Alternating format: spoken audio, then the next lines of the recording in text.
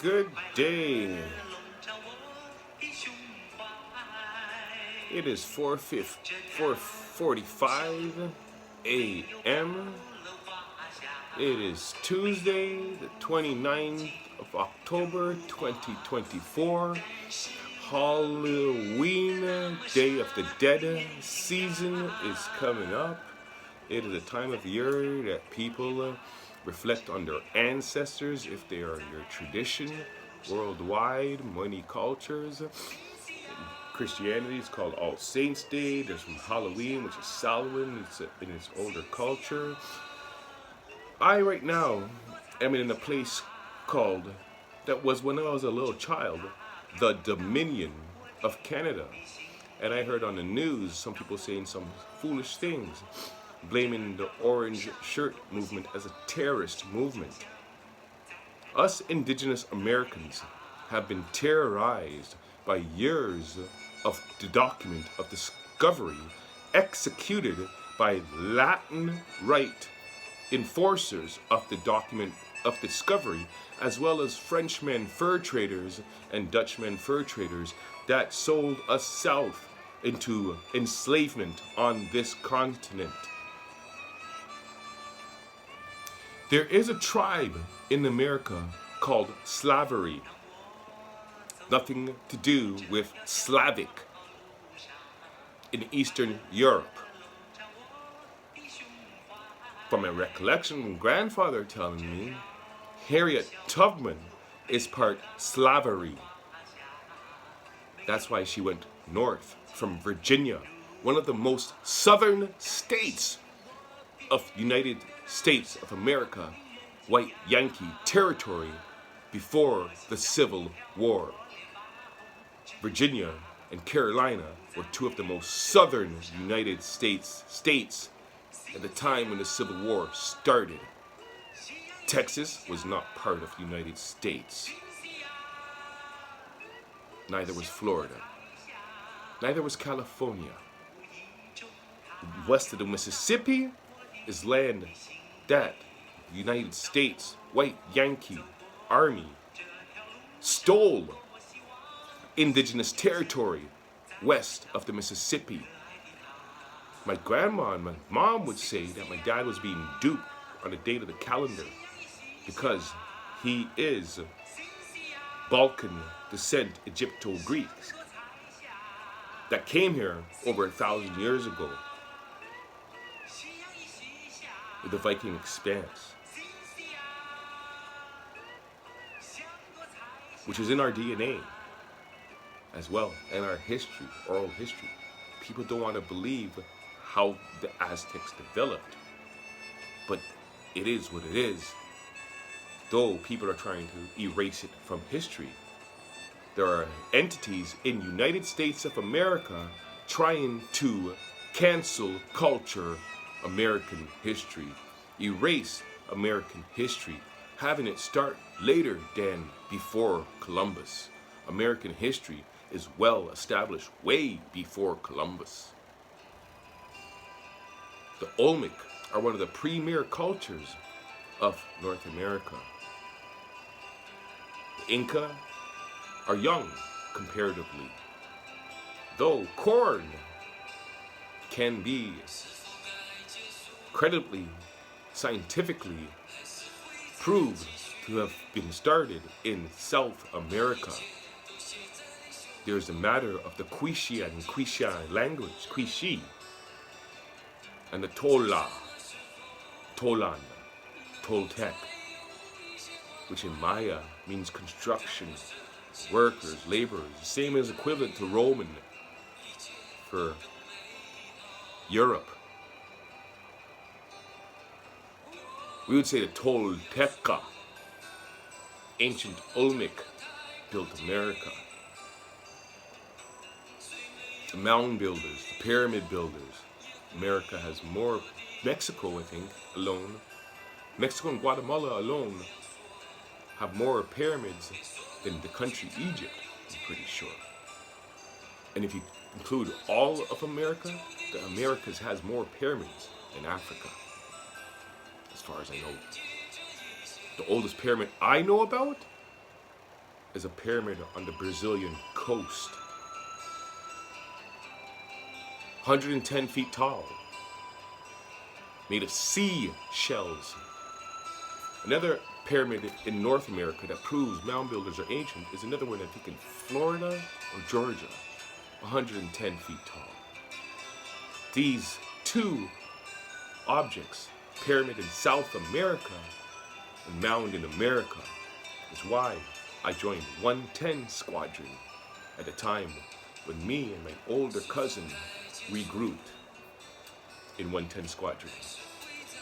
At that time, the government changed the age of recruitment for air cadets to 12 because they knew me and him were being duped of our age. I left that squadron at the age that would match me not being legally allowed to be in that squadron.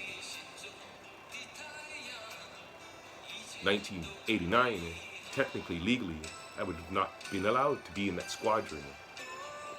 What month of the year? It would have probably been later in the summer or fall, but I left 110 Squadron in 1989 after my ski accident in March. And it was a real ski accident. That I was brainwashed into English after. And since that ski accident, have only spoken English out of my mind at more than an intermediate level. I cannot talk about physics in French or Spanish. English is the only language I can talk about astronomy, physics, math, science, and everything else that I know.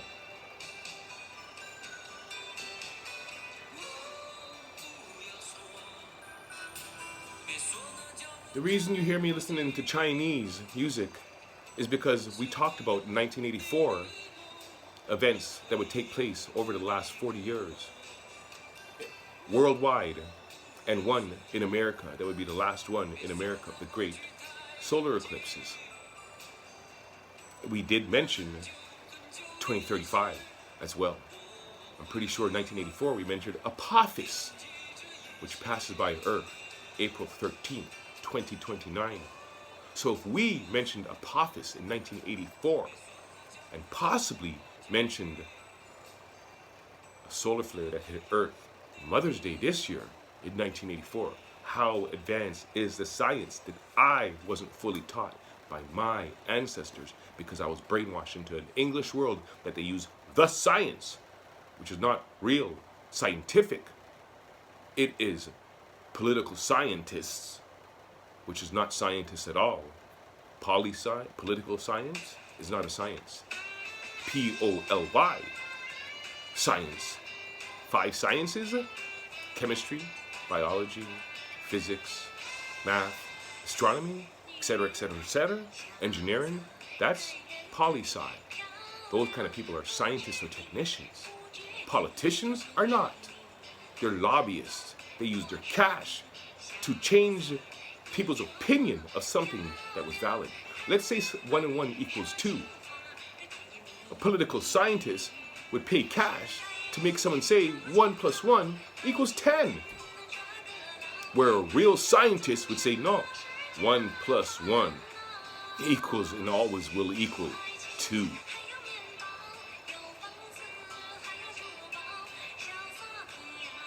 The science they talk on TV is an agenda paid for by OPEC and the mining industry to run a narrative to keep on making revenue and cash, financial gain off controlling the world's power supply. OPEC started this when they said farmers could not make their own fuel from vegetable oil anymore. That was 1972, to my memory. But my mom told me, watch out how these people are manipulating the calendar. History records it in their news as 1973 was the oil embargo. I'd say that same 1972 Common Era, it is highly possible that what they call in the news World War II ended And between the time of 1972 and 1990, when the Berlin Wall fell, the English language media used its influence and the English as a second language to force the world into a narrative that is untrue of the world's history. My grandfather in 1979 said, don't trust any dictionary or any books that were printed after 1930 because something happened, time jumped. In my memory, it jumped from 1930s to 1975, latest common era. Coming up soon will be Democracy Now!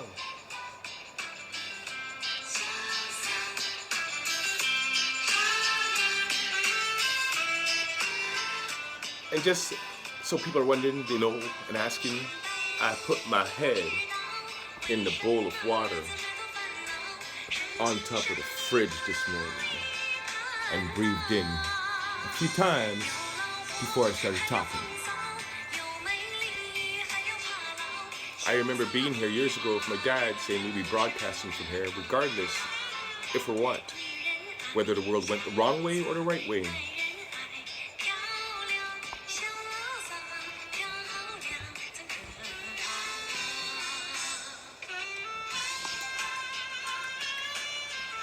I'm starting to wonder if DH,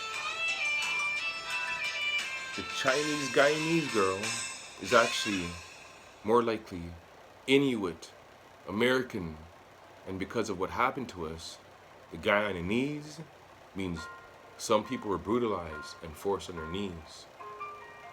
And we are all the crews that were forced on our knees. So we don't identify as, we say we hail from somewhere else because Pierre Elliott Trudeau and his band of Frenchmen kicked our relatives, exiled our relatives off of this continent. Just like the people in Palestine that are Israelite descent getting kicked off of their land. A Zionist. Nazis and Zionists do the same thing to people worldwide.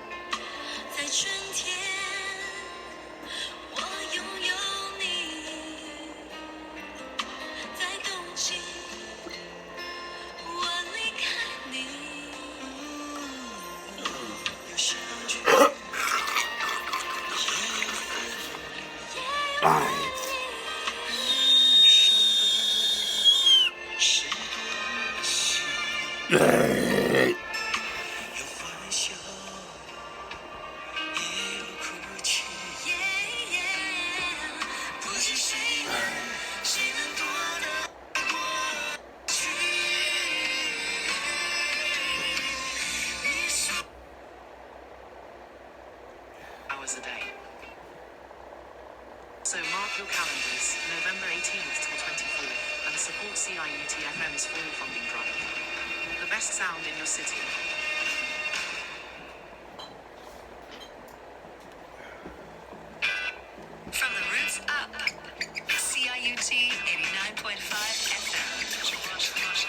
seems I've reached the Green Lantern stage of my life.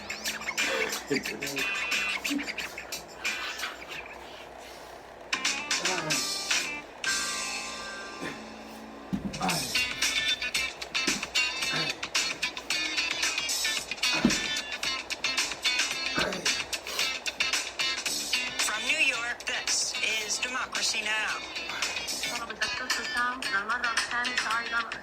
They called Dr. Hussam and asked him to let the male medics out, so he did, and they left. This was also very, very humiliating for them, since they were also without clothes. There were around 70 male nurses that left here.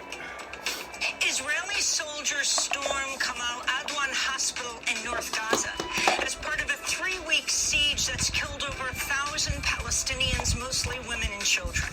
The World Health Organization says Israel's now barred at least 6 medical aid groups from entering Gaza. We'll speak with the head of one of them, Mossad Nasser, originally from Gaza, now CEO of Fajr Scientific based in Houston. We'll also talk with Israeli political scientist Neve Gordon, one of more than 3,000 signatories to an open letter titled "We Israelis are calling for global pressure on Israel to force an immediate ceasefire." Then Israel bombed Iranian military facilities and air defense systems Saturday. Nazi Zionism, not Israel. The Air Force attacked throughout Iran. We hit hard Iran's defense capabilities and its ability to produce missiles that are aimed at us. The attack in Iran was precise and powerful and achieved all of its objectives. We'll talk to the Iranian-American analyst Trita Parsi of the Quincy Institute. Finally, President Biden apologizes for government-run Native American boarding schools that tore apart indigenous families and sought to exterminate indigenous culture. For too long, this all happened with virtually no public attention. Not written about in our history books. No, what about the people in Gaza? Not taught in our schools. For more on Biden's apology and the key role of Native American voters in the presidential election, we'll speak with Indigenous activist Nick Tilson. All that and more coming up.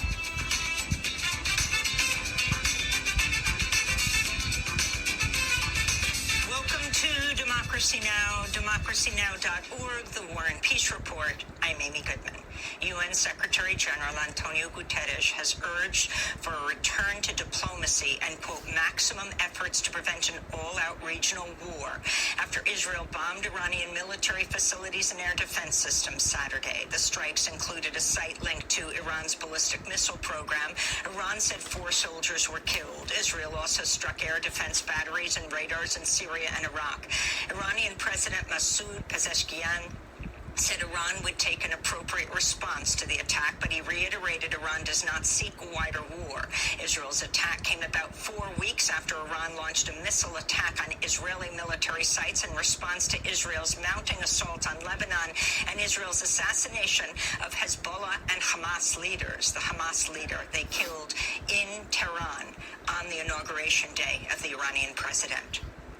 As the death toll from Israel's 24-day siege on northern Gaza tops 1,000 Palestinians, mostly women and children, the UN's top humanitarian official is warning, quote, the entire population of North Gaza is at risk of dying, unquote.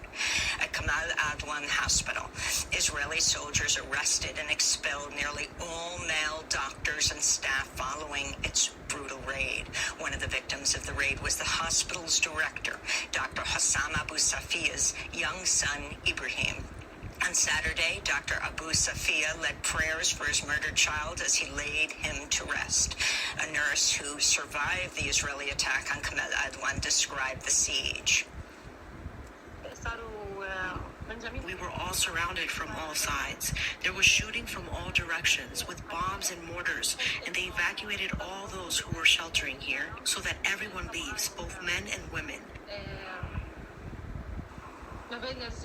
They separated men from women and made two queues.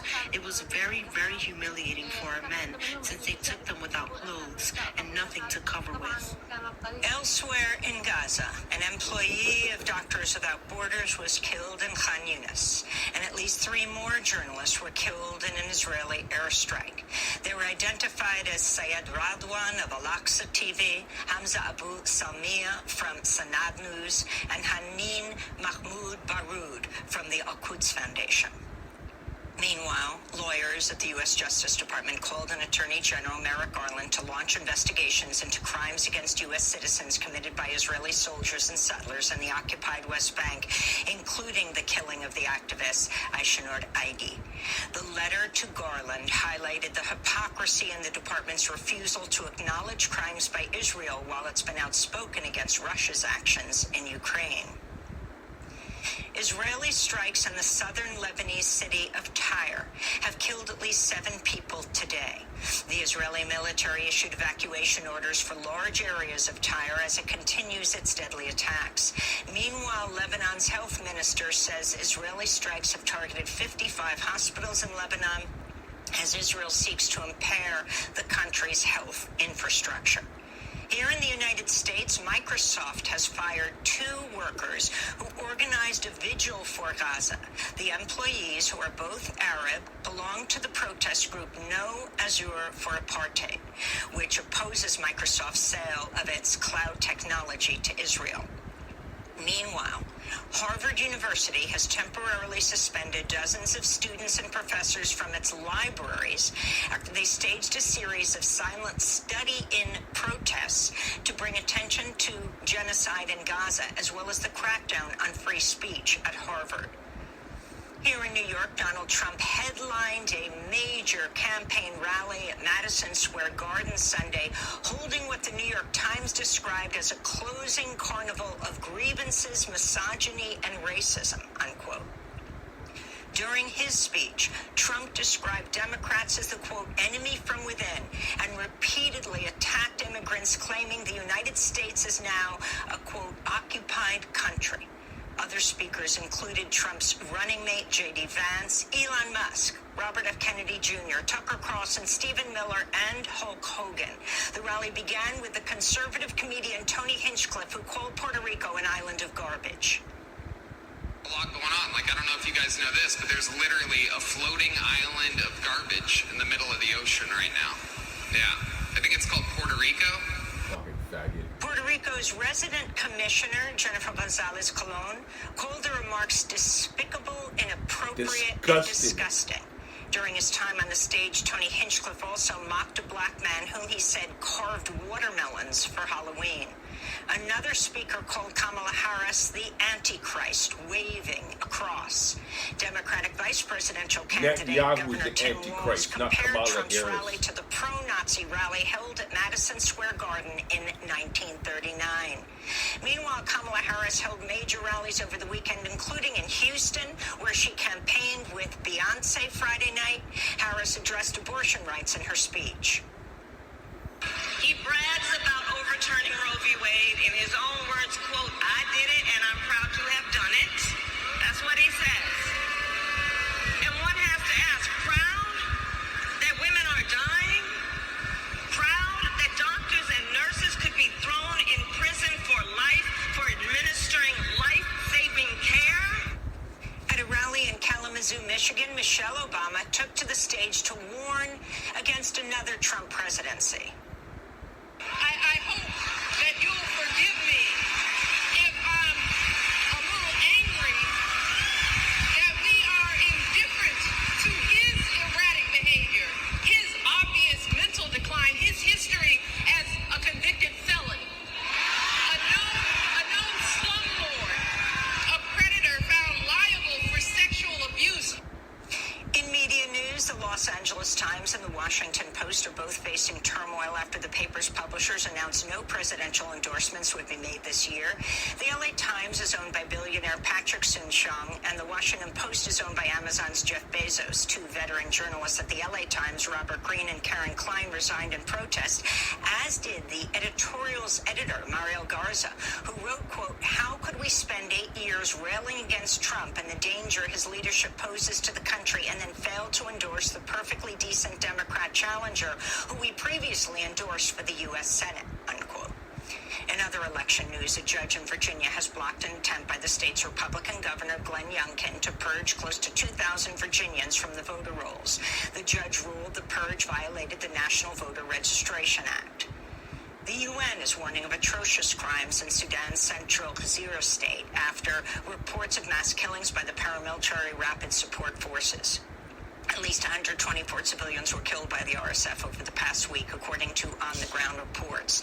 The year-and-a-half-long war in Sudan has killed tens of thousands of people, displaced more than 11 million, and triggered a devastating humanitarian and health crisis. This is a displaced mother in South Kordofan state, whose son died of hunger. I held him up and I found his body stiffened. I carried him and I ran to my neighbor and I asked her to have a look at him. She told me, "Your son is gone." He used to tell me, "When the road to Khartoum opens, we will go back." In Uruguay, voters will cast ballots in a presidential runoff next month after no candidate obtained sufficient support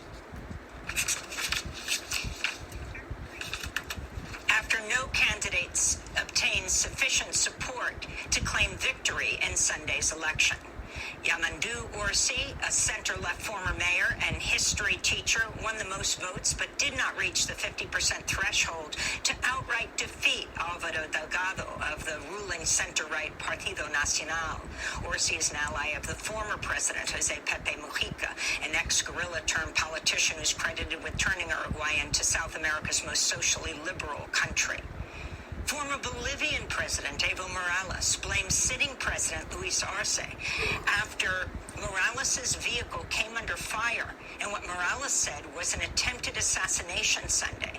This comes amidst mounting tensions between Arce and Morales. Both men belong to the ruling MAS party, have announced plans to represent the party in Bolivia's 2025 presidential election. Arce has accused Morales of destabilizing Bolivia by calling for road blockades and protests. Morales has said he's being persecuted by Arce's government, including what he claims are false accusations of statutory rape. And in Arizona, President Biden issued a formal apology for government-run Native American boarding schools, which separated indigenous families and sought to exterminate Native cultures. Interior Secretary Deb Haaland, the first ever Native American cabinet secretary, addressed the event at the Gila Country Community School. Tens of thousands of indigenous children as young as 4 years old were taken from their families and communities and forced into boarding schools run by the U.S. government and religious institutions. These federal Indian boarding schools have impacted every indigenous person I know. Some are survivors, some are descendants, but we all carry the trauma that these policies and these places inflicted. Biden's speech was briefly interrupted by an indigenous protester who shouted, "How can you apologize for a genocide while committing a genocide in Palestine?" Exactly. We'll have more on this story later in the broadcast with Nick Tilson, founder of the indigenous organizing group NDN Collective.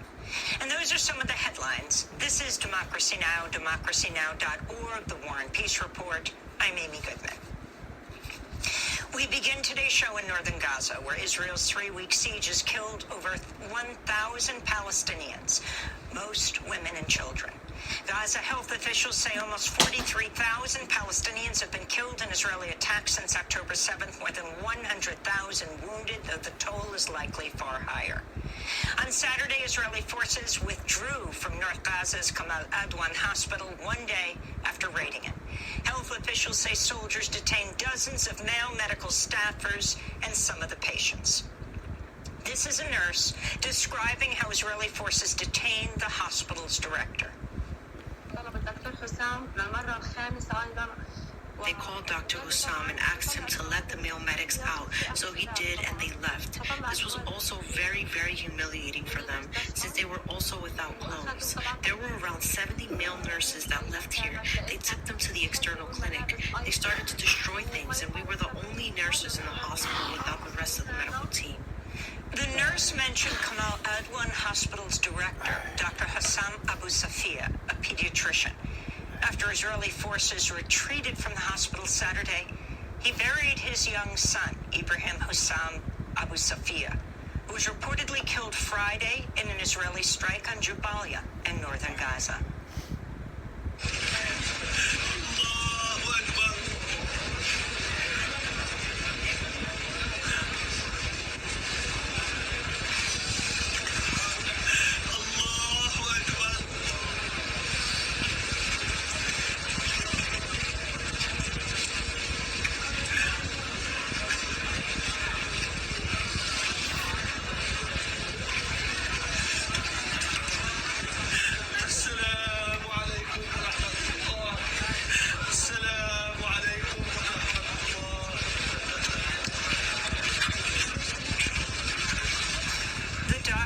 Praying and mourning his son in his white hospital coat. This comes as the World Health Organization reports the Israeli government has barred 6 medical NGOs from entering Gaza.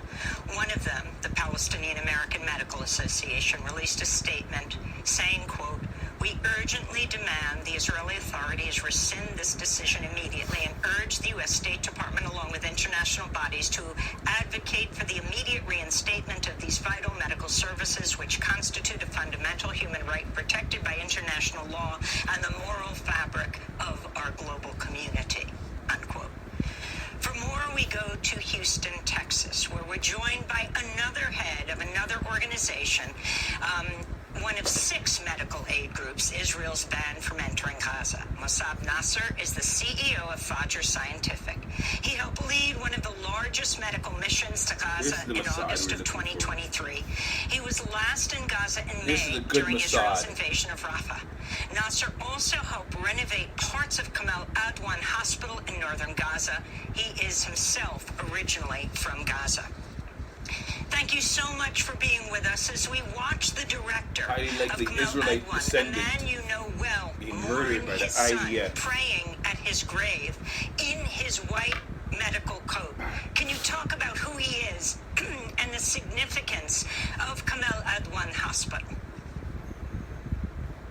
Good morning, Amy. Thank you for having me. Dr. Hussam Abu Safia is a Palestinian hero. He is an amazing, amazing doctor that I have known now maybe for about 4 years. And I had several meetings with him when I was in Gaza in 2022, and helped, as I said, renovate the Kamal Adwan Hospital's emergency room and the external clinics, as well as the rehabilitation room for children. Dr. Hussam is the director of the Kamal Adwan Hospital, who, by the way, has a foreign passport. He had the choice, like many Palestinians, to leave from there at the beginning of the war, but he refused. And he stood his ground at the Kamal Adwan Hospital to save lives and save limbs and take care of those children who are left stranded in this carnage. Kamal Adwan Hospital is the only children's hospital in North Gaza. It actually serves about 400,000 or 500,000 people in North Gaza, and there's really no other children's hospital. It has the ICU. It has a large room for premature babies with incubators, and it's a central hospital. If that hospital is not functional, you're talking about thousands of children, again, left without any medical support. We were just speaking with another Mossab, the poet Mossab Abu Toha, on Friday, who talked about bringing his young children to this hospital and talked about the director being a pediatrician, that it's basically the children's hospital there. Mossab Nasser, if you can describe what has happened there in northern Gaza, what happened to this particular hospital, the Israeli forces raiding it, and this description doctors and medical aides being stripped naked in front of the others? Amy, Feder Scientific is a humanitarian, apolitical organization. We are actually specialized in surgical, in complex surgeries. We've been operating in Gaza even before the war. We have a team in the north, a local team that actually serves the different hospitals, including the Indonesian hospital. And the news that we get from the team on the ground that Kamal Adwan Hospital was attacked by the Israeli army. I believe more than 30 medical staff members were actually kidnapped by the Israeli army, including Dr. Hossam briefly, and then he was turned back. So he's left maybe with a few, a couple of doctors and a few nurses to take care of over 150 patients at the hospital. The news that we received also that the Israeli army stripped those doctors naked and literally took them into no one knows where. Similar to what happened to our colleagues at Nasser Hospital and Shifa Hospital. I still have many Palestinian colleagues, and I'd like to name a few. Dr. Ghassan Abu Zuhri from Nasser Hospital, who's one of the top surgeons in Gaza, orthopedic surgeons. No one knows his whereabouts until today. Dr. Hani Abu Taima, the head of the surgical department at Nasser Hospital, and many others across Gaza. So the disturbing news that also we have received is that the Israeli army destroyed the oxygen concentrators and tanks at Kamal Adwan Hospital, leaving children in the ICU and in the incubators without oxygen. Many of them actually have died. Have you been meeting with U.S. government officials, and what have they said? Also, do you know how Dr. Hussam Abu Safia's son died, and we heard died in an Israeli airstrike on Jabalia? Regarding your first question, yes. In fact, I just came back from D.C. This past Thursday, where I met with visited offices of a few congressmen and senators, and before in fact, I've also visited the State Department in this past visit, trying to advocate for lifting the ban or the denial on the humanitarian medical organizations that were actually denied entry by Israel, especially at this time where we are actually needed on the ground the most. And that decision to ban or deny entry to now 6 organizations. In fact, initially there was the initial number that we've heard was 8 organizations. It's mind-boggling, especially with what's happening in North Gaza. Why would you prevent such organizations from coming to provide their services? Especially the healthcare infrastructure is destroyed. Many of the doctors, the local doctors, have been either killed or kidnapped. The patients are left stranded. No one is providing any help to them. And especially we in Feder Scientific, we're actually specialized in surgical interventions. And many of the injuries that come to the hospitals across Gaza are blast injuries, broken bones, broken skulls,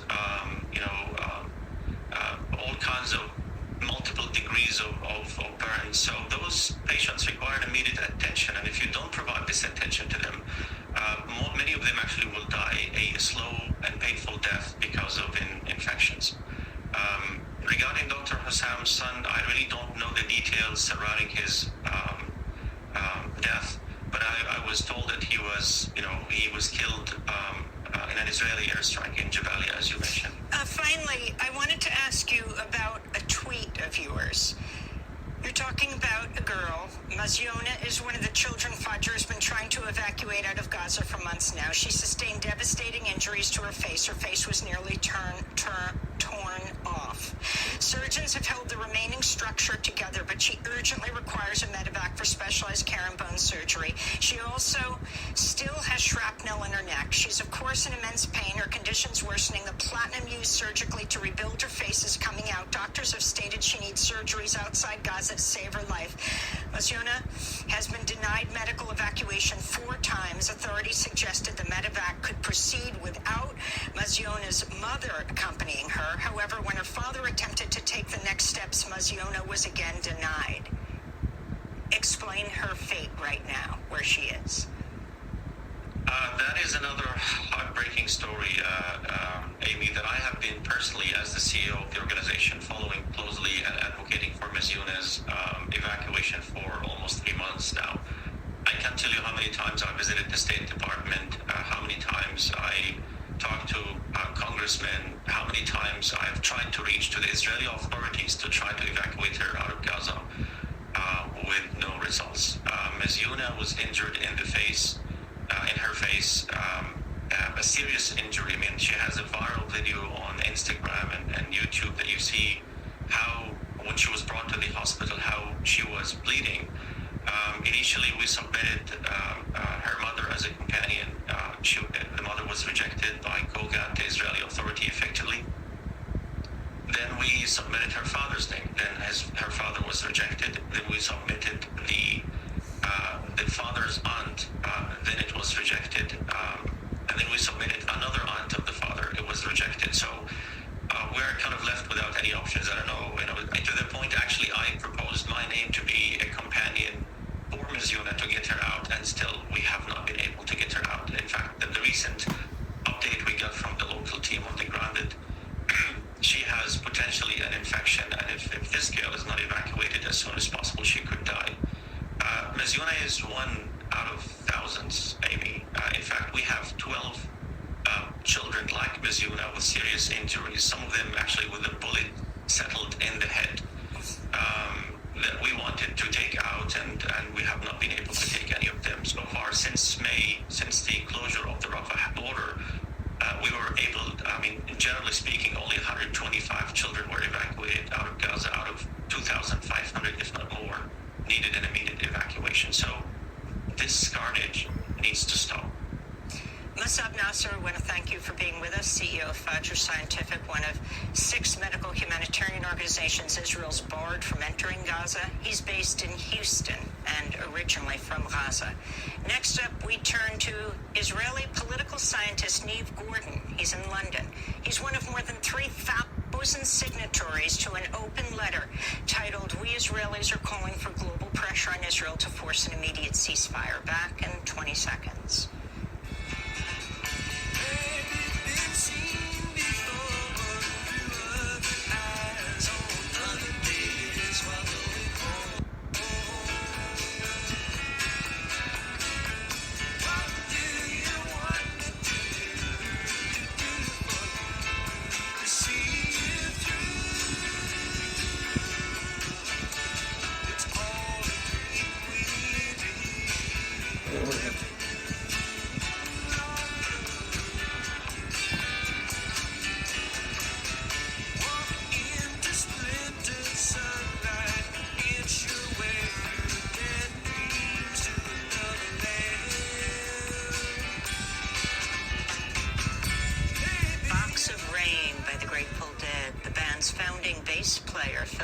Died Friday at the age of 84. In 1965, Lesh was volunteering at Pacifica radio station KPFA in the Bay Area when he met his future bandmate, Jerry Garcia.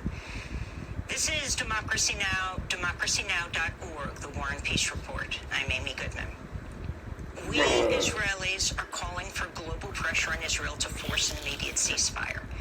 That's the headline of an open letter signed by more than 3,000 Israelis, along with our next guest, the Israeli political scientist Amy Goodman. The letter concludes by noting the leaders of many countries make repeated statements about the horror they feel and verbally denounce Israel's operations, but these condemnations are not backed by practical actions. We're replete with empty words and declarations. Please, for our futures and the futures of all the residents of Israel and the region, save us from ourselves and use real pressure on Israel for an immediate ceasefire, the letter says. For more, we go to London, We're joined by Amy Goodman, Professor of International Law and Human Rights at Queen Mary University of London. His recent Al Jazeera article is headlined, Israel's Taken Human Shields to a Whole New Criminal Level. He's co-author of Human Shields, A History of People in the Line of Fire, and co-editor of Torture, Human Rights, Medical Ethics, and the Case of Israel. Amy Goodman, welcome back to Democracy Now! Can you start off actually by talking about what this letter says and the number of people is, the last time we looked, it was 2,000 Israelis who've signed it. Now it's over 3,000. Professor Goodman. There's a feeling among Israelis that the change cannot come from within. We do not have enough power from within to change the course of actions that Netanyahu and his government have put in place. And the only way to stop the violence, to stop the genocidal violence in Gaza, to stop the violence in Lebanon, and to stop future attacks and geopolitical war in the region is that leaders in Europe and leaders in North America, particularly the United States, put their leg down and say enough is enough and threaten Israel that if there is no ceasefire, they will sanction Israel, they will stop arms trade with Israel, they'll stop sending Israel money, and ultimately stop trading with Israel. So our belief is to save the populations that inhabit this region, we need such an action. Can you talk directly about what's happening in the United States? Clearly, the major arms supplier to Israel, and what you think of the role of the Biden administration, of President Biden himself. The United States has a memorandum for arms trade, and in that memorandum for arms trade, it says very clearly that countries or warring parties that violate international humanitarian law and the laws of war, the U.S. will not sell weapons to them, will not give them weapons or sell weapons to them. It is beyond doubt that Israel has been systematically violating the laws of war since October 7th, 8th, and yet the United States continues to send arms, and that has to do with many reasons. One is what is the power of the military corporations in the United States. The other is the lobbying groups in the United States. And all the United States really has to do, all Kamala Harris has to do today, is say that the minute I'm president, if there is violation of international law, I will stop sending arms. And yet the United States is breaking its own laws in order to continue giving Israel arms so that it continues its violence in Gaza, Lebanon, and elsewhere. And your response to the grassroots protests across the country of the Biden administration continuing to support Israel? There's a major gap both in the United States but all across Europe and North America between civil society and the political and financial elites. The civil society has been saying now for over a year, enough, we want ceasefire, we're against this human catastrophe, we're against what Israel's doing to the Palestinian people, we want the Palestinian people to enjoy self-determination, to enjoy statehood like everyone else, and yet the political and financial elites are continuing as if nothing is happening, supporting Israel. Here and there's a kind of criticism from Biden, and yet Netanyahu is doing exactly as he wants to do, and the Biden administration is not doing anything. And there's fear from donors here during an election campaign. It's a very complex system, but what we see is this major gap between the two kind of poles, the civil society pole on the one hand and the ruling political and financial elites. And I think we just need to continue doing what we do until we get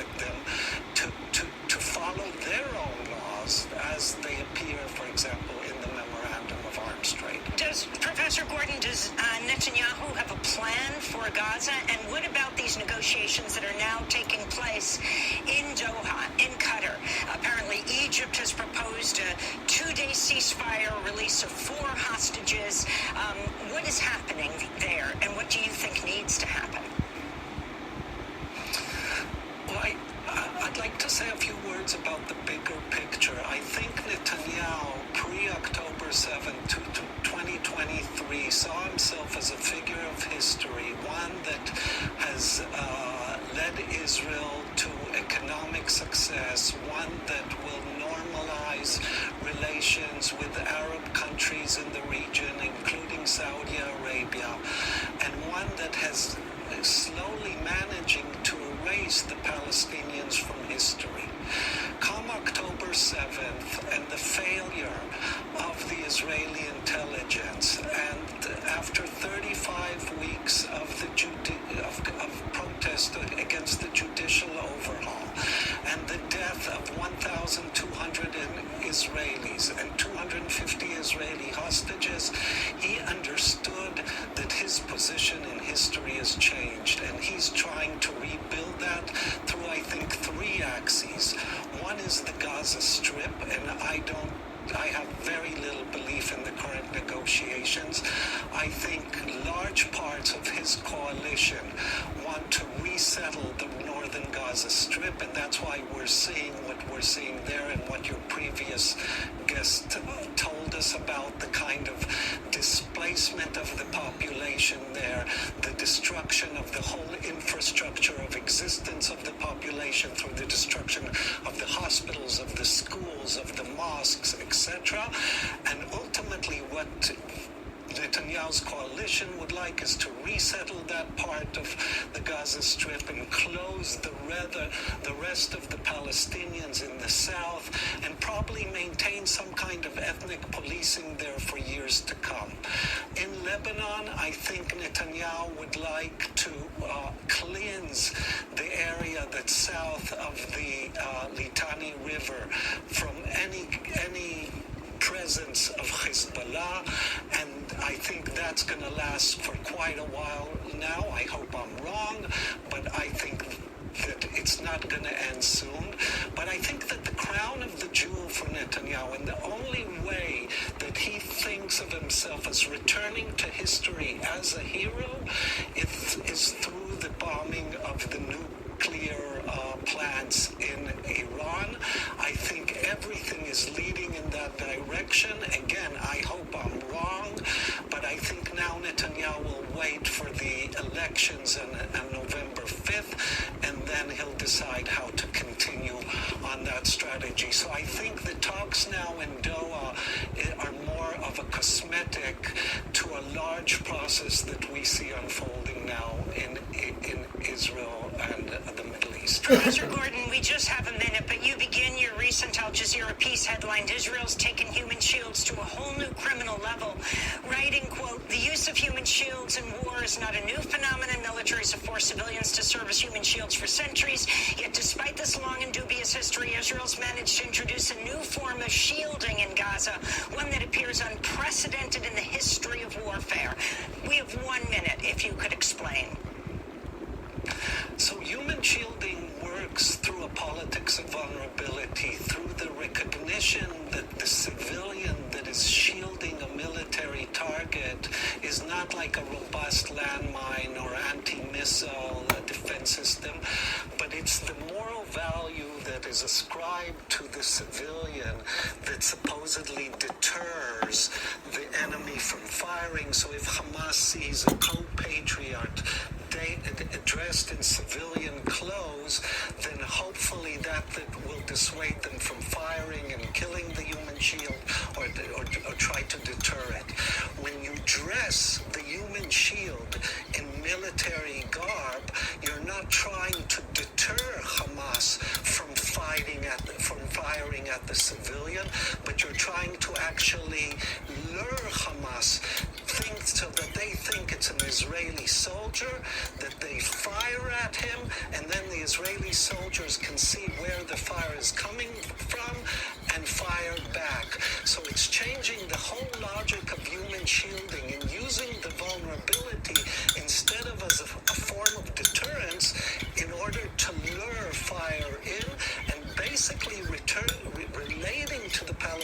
civilians, not only as not quite human, as any kind of human shielding would relate to them, but actually as fodder, as a thing, as a shield without the human in it.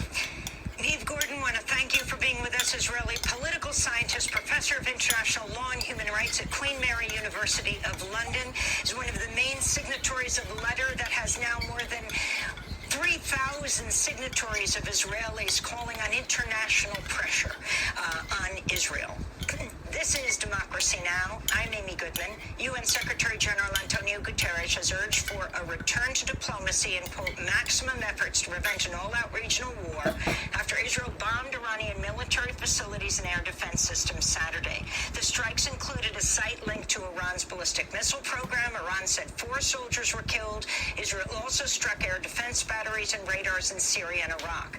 The Iranian president said Iran would take an appropriate response to the attack, but reiterated that Iran does not seek a wider war. Israel's attack came about 4 weeks after Iran launched a missile attack on Israeli military sites in response to Israel's mounting assault on Lebanon and Israel's assassination of Hezbollah and Hamas leaders. The Hamas leader in Tehran, Iran, on Inauguration Day, where the Israelis killed him.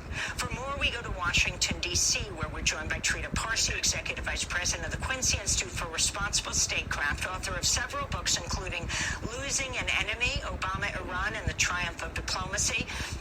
Trita, thanks so much for joining us for just these few minutes. If you can explain what took place this weekend and where you think Iran and Israel will go next. What happened over the weekend is the expected Israeli response to the Iranian response to Israel's initial attack earlier on in April that started this whole exchange of fire between the two countries. What we don't know, at least with confidence, is exactly how much damage the Israelis managed to cause in Iran. Clearly, there's been some damage. There's been at least 5 deaths. But the extent to which Iran's air defenses have been taken out, etc., remains unclear. The Iranians initially played down the attack, signaled that they would not respond because it was not a significant attack, but the debate inside of Iran seems to be shifting on that issue precisely because of the deaths that has been caused by the Israelis. The question the Iranians have is not only what options do they have that would avoid further escalation, but also how would it impact the American elections? Are they better off responding before or after the Iranian elections? Is there a way for them to avoid responding at all, or would a lack of a response only further increase Israel's appetite for striking Iran increasingly with impunity if the Iranians are not striking back?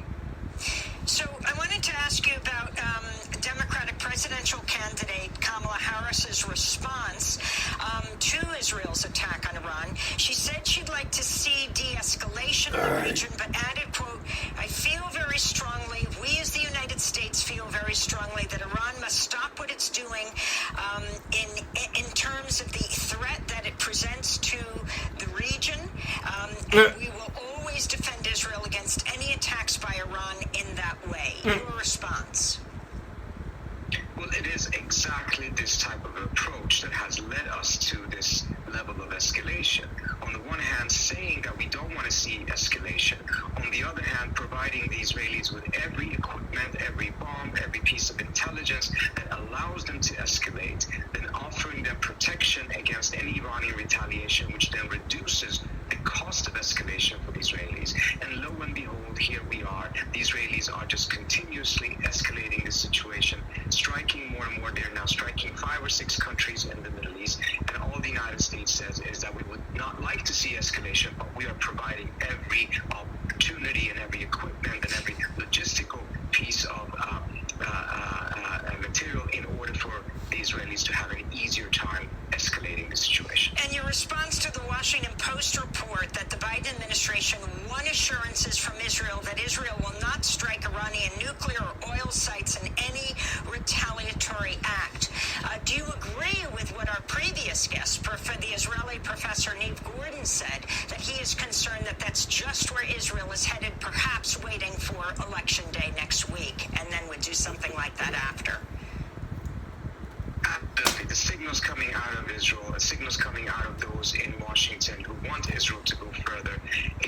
essentially say, see, it was relatively easy to strike Iran.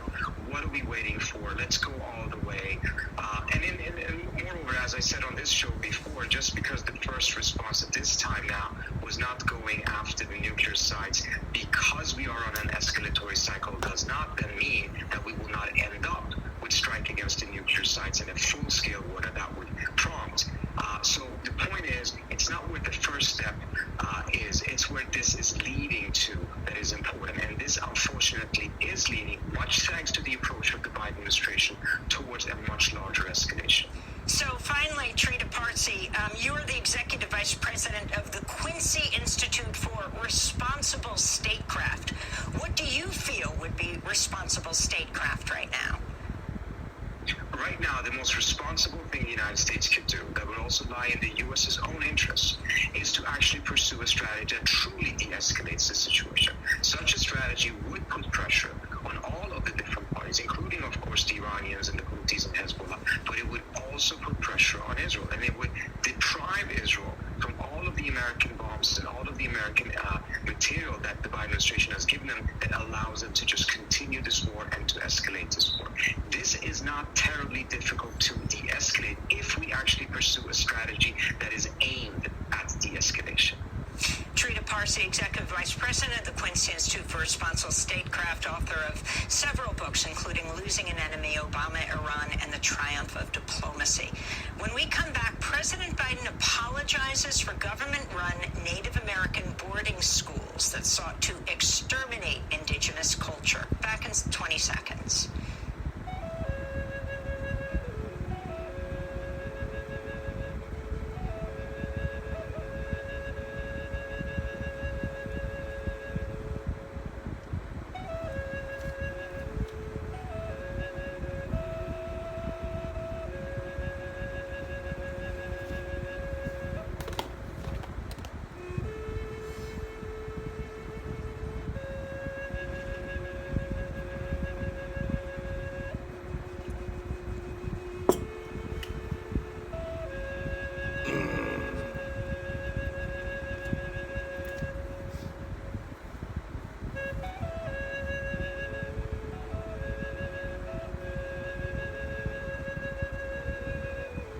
Evil Predator. Improvisation 3, an E for Two Flutes by R. Carlos Nakai, a Native American flutist of Navajo and Ute heritage. This is Democracy Now!, democracynow.org. I'm Amy Goodman. President Biden's formally apologized for government-run Native American boarding schools which separated indigenous families and sought to exterminate indigenous culture. He's the first U.S. president to ever do so. Biden issued the apology Friday while visiting the Gila River Indian community in Arizona, where Democrats are vying for the support of Native communities, a crucial voting bloc that could swing the results of next week's election. This was Biden's first diplomatic visit to a tribal nation in his 4-year term. He spoke for a few seconds before he was interrupted by an indigenous protester. Federal Indian boarding school policy, the pain it has caused, will always be a significant mark of shame, a blot on American history. For too long, this all happened with virtually no public attention. Not written about in our history books. Yeah, what about the people in Gaza? Not taught in our schools. Let her talk. Let her talk.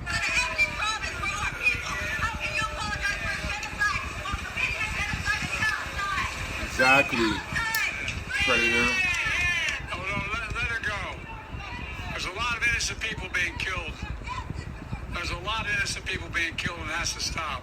At least he admitted the U.S. that. government operated hundreds of boarding schools from 1819 to 1969. IDF needs to stop. Horrific physical, So does the sexual, RSF and everybody else who's killing people Department worldwide. investigation this year found nearly 1,000 indigenous children died while at these schools. Biden was joined Friday by Interior Secretary Deb Haaland, the first ever Native American cabinet secretary member of the Pueblo of Laguna, whose grandparents were forced to attend boarding schools. Tens of thousands of indigenous children as young as 4 years old were taken from their families and communities and forced into boarding schools run by the U.S. government and religious institutions. These federal Indian boarding schools have impacted every Indigenous person I know. Some are survivors, some are descendants, but we all carry the trauma that these policies and these places inflicted. That's Deb Haaland and President Biden speaking at the Gila River Indian community in Arizona. For more, we go to Raleigh, North Carolina, where we're joined by Nick Tilson, founder and CEO of the Indigenous-led Indian Collective. Nick, thanks so much for joining us again on Democracy Now! Can you talk about the significance of this apology, the first American president to do so, and what you are calling for? Absolutely. I mean, I think this is one of the most historic moments in the history of this country in its relationship with Indian people. And to be clear, this moment was really created and led by the leadership of Secretary Deb Haaland and her team there at the Department of Interior. And what this has meant and means for Indian country is that we hope that this is a beginning of an era of repair. Repair between the United States government and the indigenous people and the first people of this land. And as monumental as this apology is, we have to embrace the complexity of this moment. We have to embrace the complexity of this moment and lean towards action too, because it can't be an apology that's on empty words. And they've been making great strides, at the Department of Interior by investing into Indigenous education and by investing into research to further know and understand what has happened, with the Indian boarding schools. But we need more of that.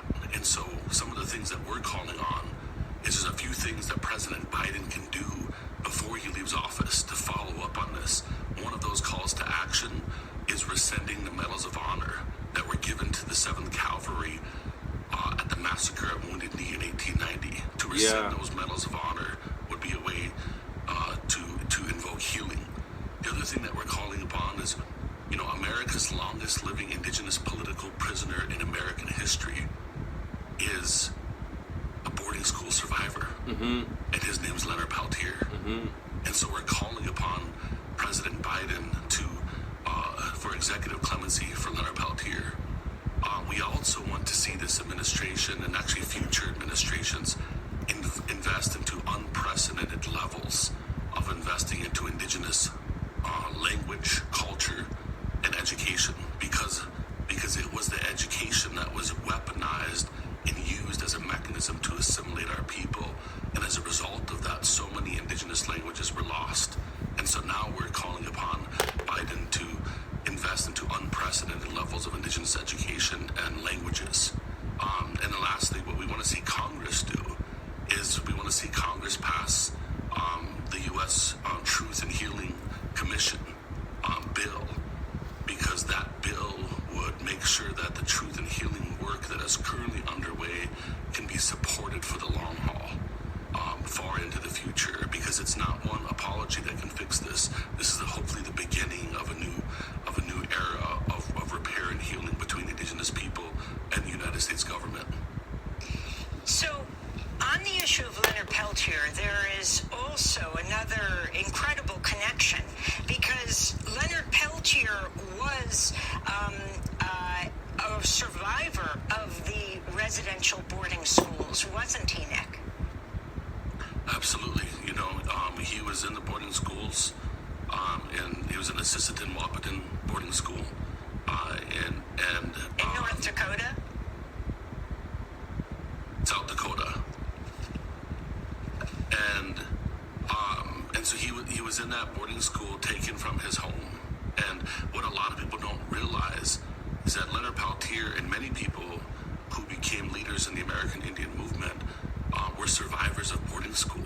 They came out of that era, and then they resisted. And so Leonard Peltier is part of that resistance. And so it's an incredibly reflective thing to think about, that America's longest living Indigenous political prisoner, who's incarcerated right now at the age of 80 years old in maximum security prison, is actually a boarding school survivor. And so that's why, imprisoned in Florida. I remember asking President Clinton on Election Day 2000 if he would consider granting clemency for Leonard Peltier, which he said he was weighing at the time. That was almost a quarter of a century ago. He should have gave it to him. Yeah, that was almost, and here we are now, But instead he pardoned cocaine dealers. We'd like to see, executive clemency for Leonard Peltier, and I think that one of the ways that this can happen is that Biden can give executive clemency to Leonard Peltier by humanizing him and recognizing Leonard Peltier is a survivor of boarding schools, and he just apologized for the impact of boarding schools. And the freedom that Leonard Peltier was fighting for was to break free of those things that happened by the impact of boarding schools on Native communities and Indigenous communities. And so this is a profound opportunity, and it's a way for President Biden to take action, in a huge issue that would impact throughout Indian country. Nick, before we go, I want to ask you about the Native American vote in this country. The apology was made in Arizona. You have a very close race in Montana between Tim Sheehy and Senator Tester. The role of the Native American vote, not only there, but in this country. Well, the Native American vote has the ability to swing this election in key swing states. And so Native American vote does matter and has the ability to impact this election. What we want to see is more action. If the Democrats want the vote of Indian people, we want them to stand with us, not only on issues like the apology around boarding schools, but we also want them to stand with us in the solidarity that we have calling for a ceasefire in Palestine. Yeah. And both of those things are true to us, and they don't automatically get our vote. The Democrats don't automatically get the vote of Native people. They must stand with us, and we stand in deep solidarity with the Palestinian people. Exactly. For freedom, for justice, and for liberation, and we call for a Exactly. ceasefire.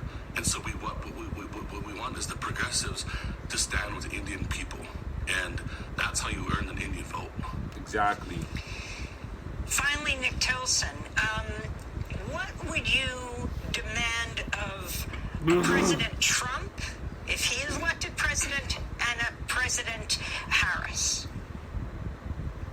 Both of them. One, this apology that was made on behalf of the United States government. So our expectation is that whoever is the president, Harris or Trump, that they have absolutely and equivalent, they have to follow through on commitments that they've made for truth, healing, and reconciliation. Secondly, we want to see a ceasefire now. As people who have survived the American genocide, we want to stop the genocide of the Palestinian people. We want to work towards a more peaceful movement in the world, and we want to continue to fight for the return of indigenous lands back into indigenous hands. And these are demands to both of these administrations, because this entire democracy is built on the stolen lands of indigenous people. So this is what we're calling for at this time in history. Unprecedented levels of investment into indigenous languages, the return of indigenous lands back into indigenous hands, and a ceasefire. Nick Tilson, I want to thank you so much for being with us, founder and CEO of the Indigenous-led NDN Collective, a member of the Oglala Lakota Nation. He's speaking to us at a conference from Raleigh, North Carolina. And tune in on election night to Democracy Now! Tuesday, November 5th for a 4-hour election special, War, Peace, and the Presidency. Join us from 8 p.m. to midnight Eastern Time. We'll also be airing an expanded 2-hour election show on Wednesday, November 6th from 8 to 10 Eastern Time in the morning. Any station, radio or television, can take these broadcasts as well. Democracy Now! Is currently accepting applications for our video news production and digital fellowship programs. You can learn more and apply at democracynow.org. Democracy Now! Is produced with Renee Phelps, Mike Burke, Dina Guster, Sheriff Abdul Kadus, Messiah Rhodes, Nermeen Sheikh, Maria Turasena, Tammy Warnock, Trina Nadura, Sam Alcoff, Tamer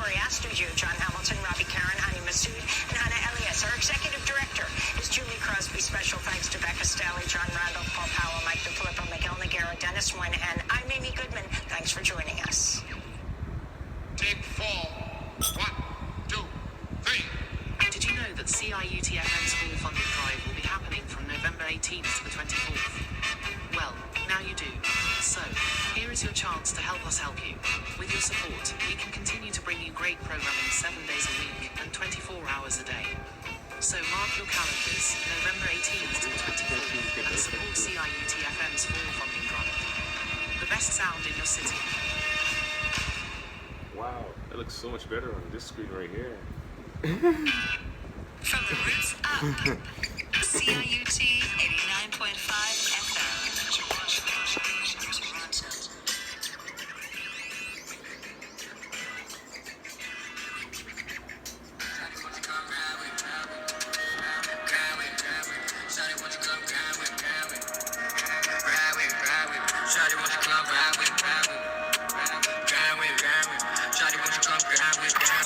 Orange reflectors, 1, 2, 13.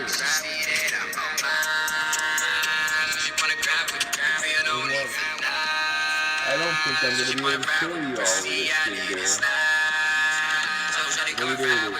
She on top, take a shot because she rap slow. She a queen with a freak like a shot.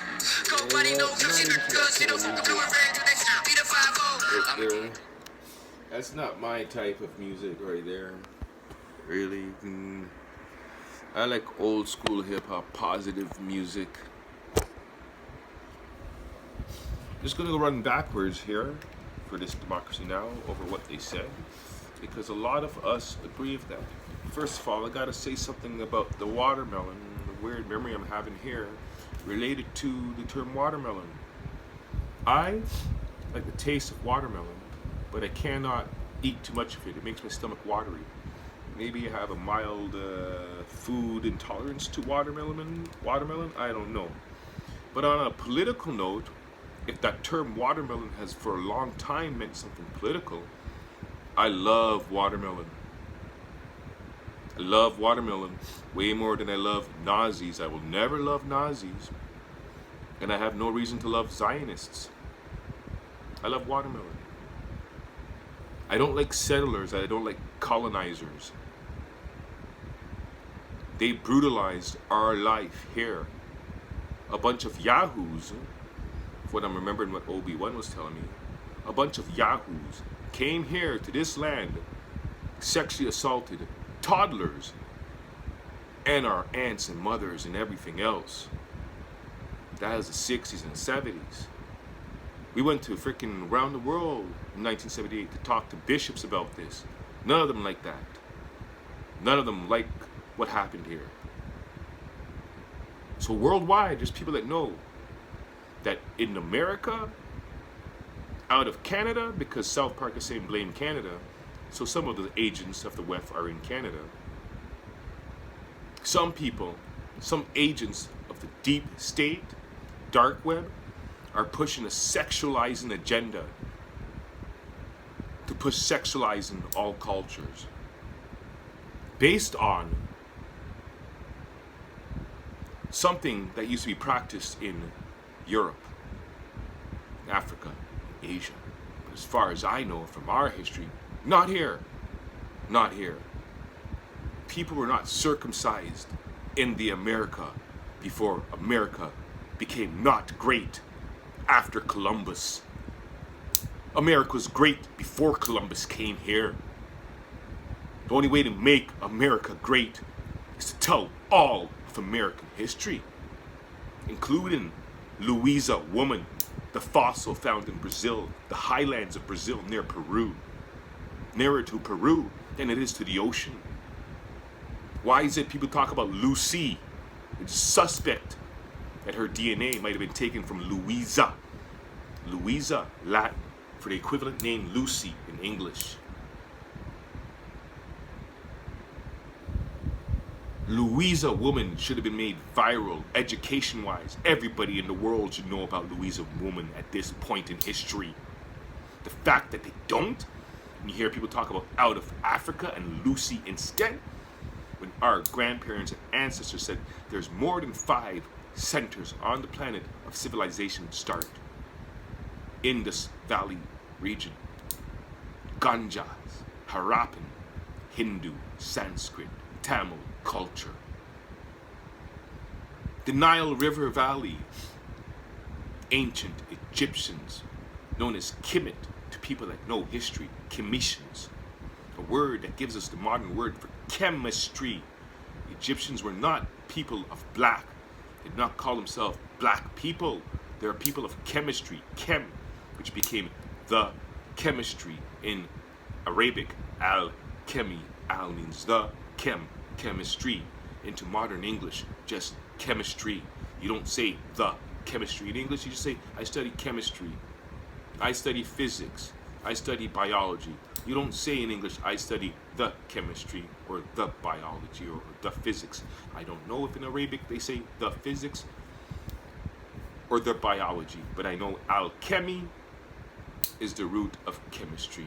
Alchemy is traced back to cheme, char, process, chemical. The only way to make America great again is to talk the fact that the Olmec are the premier civilization in Central America that vulcanized rubber over 3,000 years ago.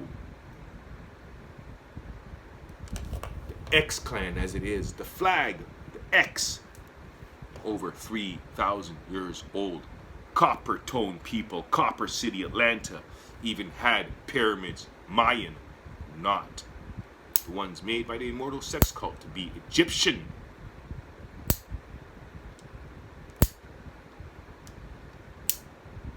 Copper City, Atlanta, Copper Tone City, history of Atlanta. Mayan reached up to there.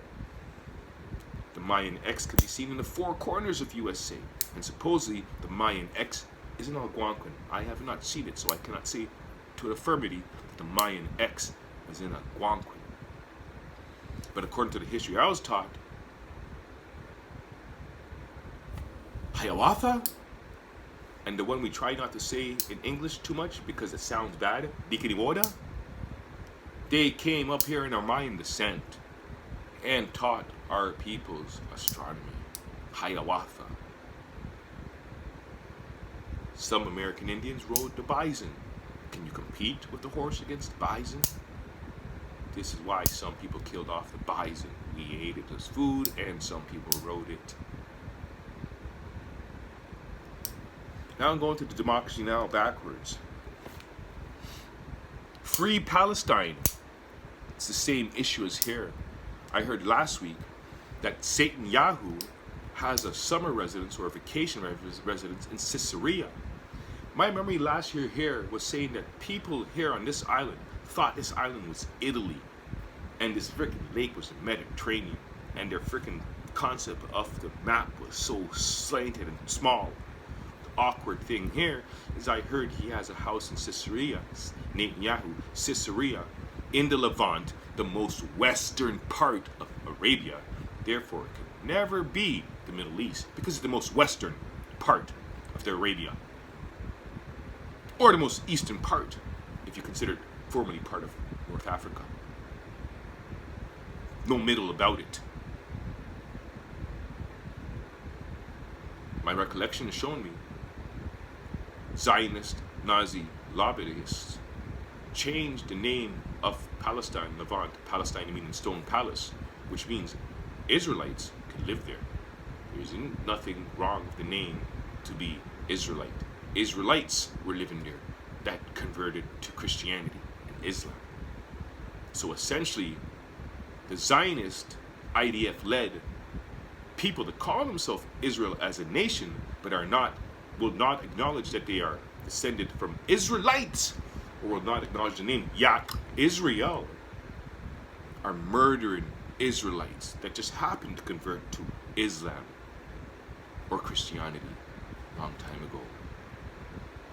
Free Palestine, Stone Palace for all people of that, Arabians, faiths, Christianity, Islam, Judaism, Arabic faiths. Arabic is a culture. Judaism is a religion, a spiritual path. Christianity, a spiritual path. Islam, a spiritual path. Arabian is a culture. They live on the Arabian Peninsula. It is a culture. They are a part of that culture. Another culture that is part Semitic, Israelite, is North African Bedouin culture. It's associated to Israelites. So the Israeli IDF are murdering right now in front of our eyes over the last 40 years, counting probably the numbers have reached. That the IDF, the Zionists and Nazis, have been murdering Israelite descendants that happen to be Arabian culture and North African culture. Let alone the fact that, genetically speaking, the highest DNA autosomal for Israel is Falashan Jews in Lambia, South Africa. People that the United States would say is black, labeled black.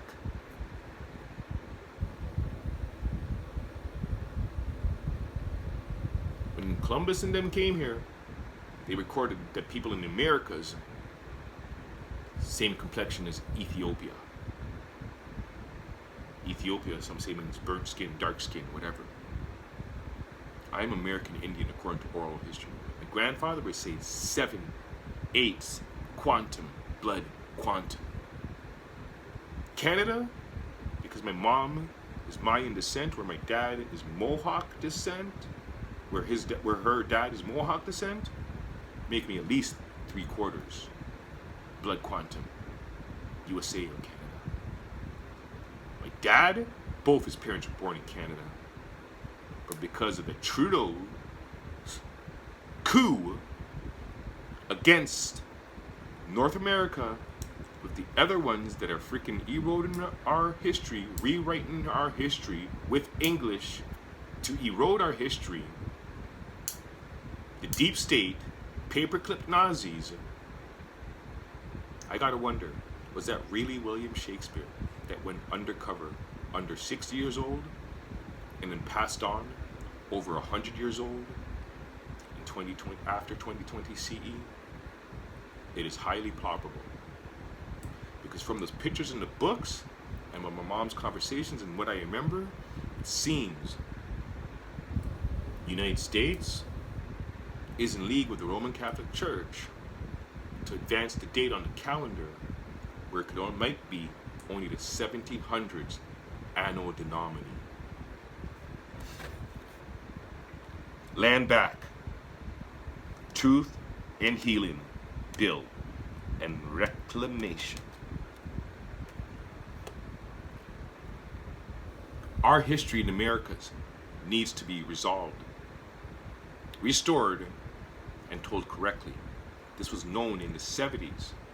Back then, our grandparents wanted at least 10,000 years on the calendar, so when you talk about history, it's chronological. None of this negative numbers. BC, CE.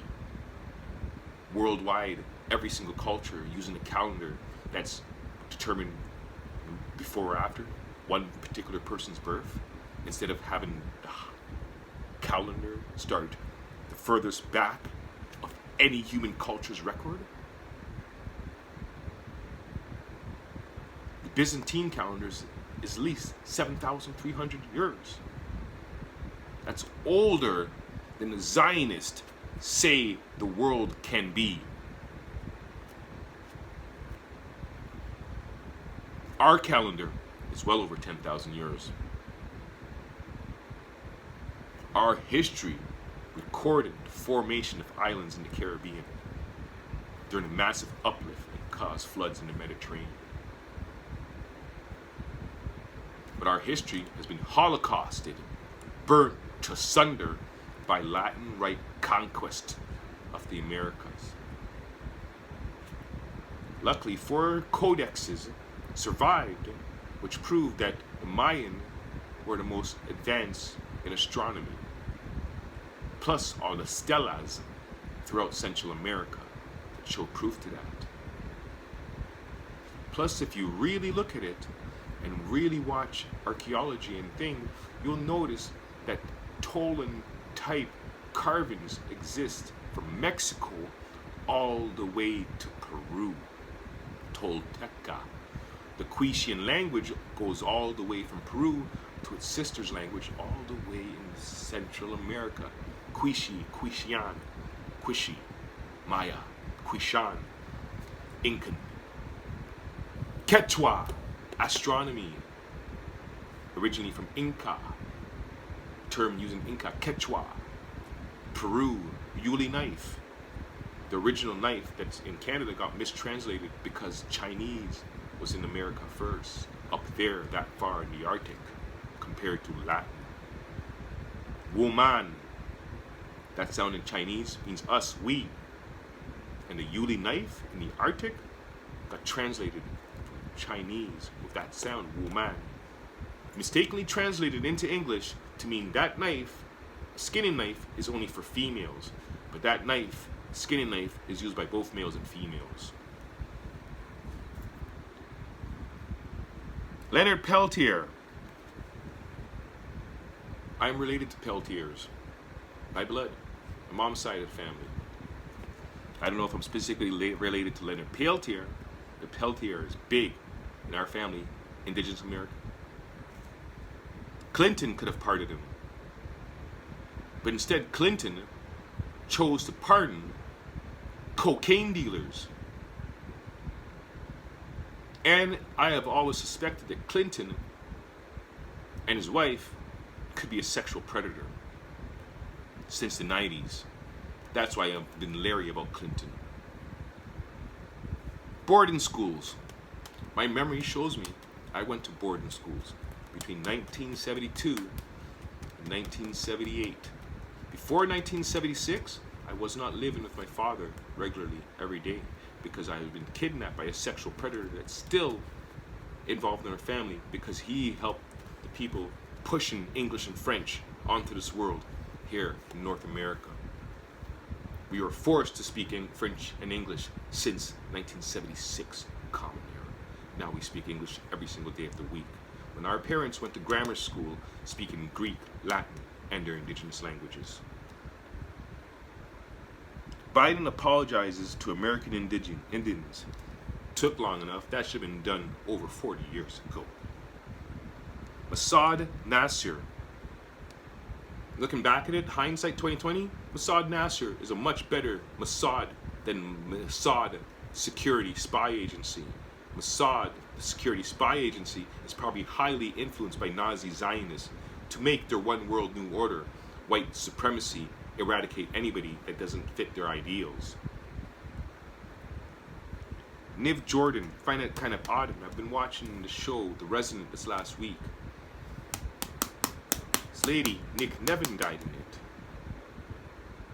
But she looks like a person from the 70s, almost identical. Oddly enough, the name Jordan means a lot. Jordan could be garden, Jardine, Jardine. New garden. Palestine was supposed to be a new garden for all people of the faith of descended from Adam. But instead, the Zionists want it for themselves and their New World Order, white supremacy plan. Both the IDF and the RSF are featured in the Predator movies, the Predator series. There's one called The Predators, where the Predator aliens take human predators from Earth to hunt on their own planet. They even have it as a female member of the IDF there to show that whoever's making Predator, the guild members that are trying to wake us up that were sexually assaulted back in the 70s by adults, IDF is a predator. Rapid Support Force, predators. That was Democracy Now!, my little quick backwards of what they went through over today. It is now 6:19 a.m. Eastern Standard Time, because we are in the Middle Eastern section of North America, where all our cash has been stolen and sent to the Levant by Nazi Zionists that twist history and manipulate people to get what they want. This has been Shaknogi, an island that used to have fruit bats but no longer has them, since all the trauma and craziness happened over 50 years ago, that our people were assaulted by a bunch of yahoos that came here. and their satanic desires to sexually assault children. Even written in some of the books that says it's okay to sexually assault a child under 3 years old. These modern Zionist, fake Jews, while real Jews protest against them. Think on that, world. Think on that.